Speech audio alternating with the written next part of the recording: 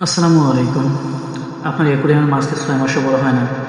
একই সময় দেখা যায় অন্য কারো মাছ ডাবল সাইজ হয়ে যায়, কিন্তু আপনার মাছ সেই আগের মতোই আছে। আপনি কি ভাবছেন, বেশি খাবার দিলে মাছ দ্রুত বড় হবে, নাকি অনেক দামি খাবার কিনলেই মাছের গ্রোথ বাড়বে?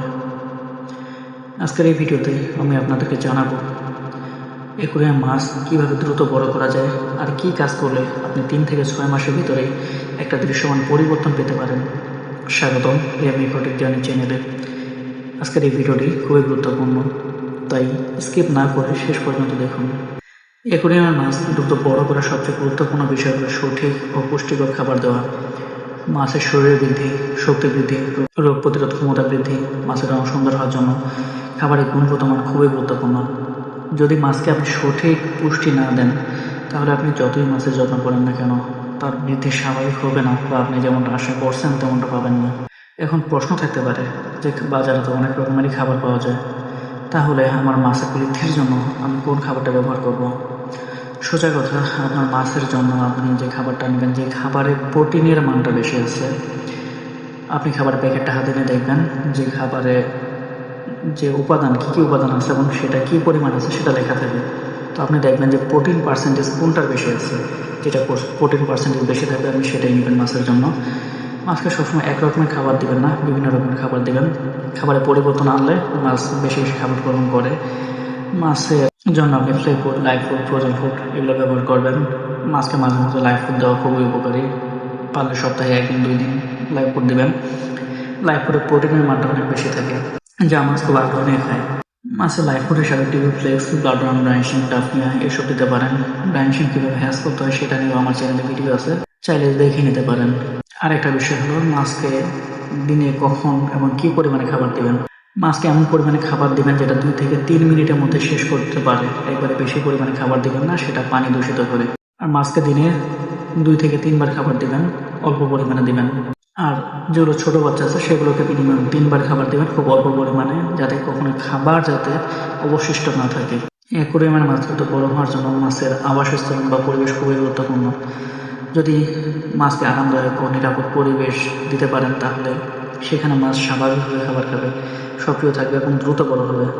কিন্তু যদি ট্যাঙ্কের পরিবেশ খারাপ হয়, তাহলে মাছ স্ট্রেসে পড়ে যায়, কম খাবার খায় এবং তার বৃদ্ধিও খুব স্লো হয়। তাই মাছের জন্য উপযুক্ত আবাসস্থল তৈরি করা খুবই গুরুত্বপূর্ণ। অ্যাকুরিয়ামের সাইজ ঠিক রাখবেন। ছোট জায়গায় বেশি মাছ রাখলে মাছ ঠিকভাবে চলাফেরা করতে পারে না এবং তাদের বৃদ্ধি বাধাগ্রস্ত হয়।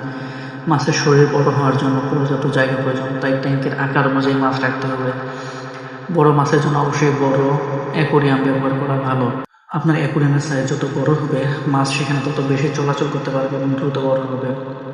এই জন্য দেখেন যারা ব্রিডার আছে তারা কিন্তু দেখবেন খোলা আকাশের নিচে বা বাইরে অনেক বড় জায়গায় মাছ পালন করে। বড় হাউজের মধ্যে মাছ পালন করে সেখানে মাছ চলাচলের জন্য অনেক জায়গা পায় এবং সেখানে রোদের আলো পায়, যার জন্য সেখানে মাছের কালার খুব ভালো থাকে এবং মাছ অনেক দ্রুত বড় হয়। অ্যাকুরিয়ামের পানির মান ভালো রাখতে হবে। পানি পরিষ্কার রাখা এবং স্বাস্থ্যকর হওয়া খুবই জরুরি। মাছ সবসময় পানির মধ্যে থাকে, তাই যদি পানির নোংরা বা দূষিত হয় তাহলে মাছ সেখানে অসুস্থ হয়ে মারা যেতে পারে। অ্যাকুরিয়ামের পানি নিয়মিত পরিবর্তন করবেন। পানি ময়লা জমে থাকলে সেটাও পরিষ্কার করবেন। সাধারণভাবে সপ্তাহে 20 থেকে 30% পানি পরিবর্তন করা ভালো। অ্যাকুরিয়ামে অবশ্যই ভালো মানের ফিল্টার ব্যবহার করতে হবে। ফিল্টার থেকে পানির ময়লা পরিষ্কার হয়ে যায়, পানির গুণগত মানও ভালো থাকে। এতে মাছের জন্য একটা স্বাস্থ্যকর সুন্দর পরিবেশ তৈরি হয়। ফিল্টার থাকলে পানির ক্ষতিকর পদার্থ খুব কম থাকে, যার ফলে মাছ সুস্থভাবে বড় হতে পারে। তাই অ্যাকুরিয়ামে অবশ্যই ভালো মানের ফিল্টার ব্যবহার করবেন। পানিতে অবশ্যই পর্যাপ্ত অক্সিজেন এর ব্যবস্থা রাখবেন।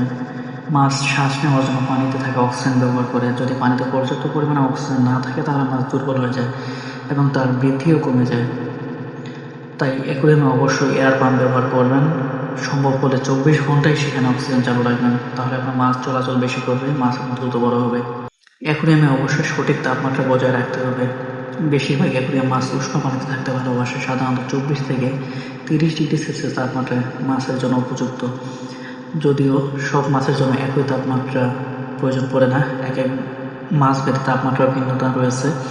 তো আপনার অ্যাকুরিয়ামে যে মাছ রয়েছে সেই মাছটার জন্য উপযুক্ত তাপমাত্রা কোনটা, সেটার জন্য আপনি google.com-এ সার্চ করতে পারেন। সেটা সার্চ করলেই আপনি আপনার মাছের যে উপযুক্ত তাপমাত্রা বা আদর্শ তাপমাত্রা সেটা আপনি পেয়ে যাবেন। যদি অ্যাকুরিয়ামের পানি ঠান্ডা হয়, তাহলে মাছের মেটাবলিজম খুব স্লো হয়ে যায়। এর ফলে মাছের খাবার হজম হতে সময় লাগে, যার কারণে মাছের গ্রোথও অনেক কমে যায়। সম্ভব হলে অ্যাকুয়ারিয়ামের ভিতরে কিছু প্রাকৃতিক পরিবেশ তৈরি করবেন, যেমন অ্যাকুয়ারিয়ামে গাছ, পাথর বা ডেকোরেশন রাখলে মাছের জন্য লুকানোর জায়গা তৈরি হয়। এতে মাছ নিরাপদ বোধ করে এবং সেখানে তাদের স্ট্রেস কমবে। আর স্ট্রেস কম হলেই মাছ বেশি খাবার খাবে এবং দ্রুত বৃদ্ধি হবে। পরিবেশের জন্য আপনি প্রাকৃতিক গাছটাই ব্যবহার করবেন, যে আপনার কৃত্রিম যে বাজারে গাছগুলো পাওয়া যায় সেগুলো ব্যবহার না করে উত্তম, কেননা এগুলো অনেকটা পানির জন্য ক্ষতিকর, মাছের জন্য ক্ষতিকর। আসলে অ্যাকুয়ারিয়ামের জন্য কোন গাছটা উপকারী এবং কোনটা অপকারী সেটা নিয়েও আমার চ্যানেলে ভিডিও আছে, যদি প্রয়োজন মনে করেন তাহলে দেখে নিতে পারেন। অ্যাকুয়ারিয়ামে অতিরিক্ত ভিড় করা যাবে না। বেশি মাছ একসাথে থাকলে খাবার, অক্সিজেন এবং জায়গার জন্য প্রতিযোগিতা হয়, এতে অনেক মাছ ঠিকমতো খাবার পায় না। খাবার ঠিক মতো না পেলে তাদের বৃদ্ধি কমে যায়। তাই ট্যাঙ্কের আকার অনুযায়ী মাছের সংখ্যা ঠিক রাখা খুবই গুরুত্বপূর্ণ। যেমন 2 ফিট বা 1 ফিট সাইজের অ্যাকুয়ারিয়ামে যদি আপনার গোল্ড ফিশ হয় বড় সাইজেরটা, তাহলে আপনি 4 থেকে 5টা রাখতে পারেন। অথবা গাপ্পি হলে মানে স্বাভাবিকভাবে রাখার জন্য আপনি 20 থেকে 25টা বা 30টা এরকম রাখতে পারেন। যদি অক্সিজেনের ভালো ব্যবস্থা থাকে তাহলে আপনি পরিমাণটা আরও বাড়াতে পারেন। তো এই ছিল আজকের ভিডিও। ভালো লাগলে অবশ্যই লাইক করবেন। আর যদি আপনার কোনো প্রশ্ন থাকে তাহলে অবশ্যই সেটা কমেন্টে জানাবেন, আমি উত্তর দেওয়ার চেষ্টা করবো ইনশাআল্লাহ। আর এরকম ভিডিও পেতে চাইলে অবশ্যই চ্যানেলটি সাবস্ক্রাইব করে রাখবেন। ধন্যবাদ সবাইকে, ভালো থাকবেন সবাই।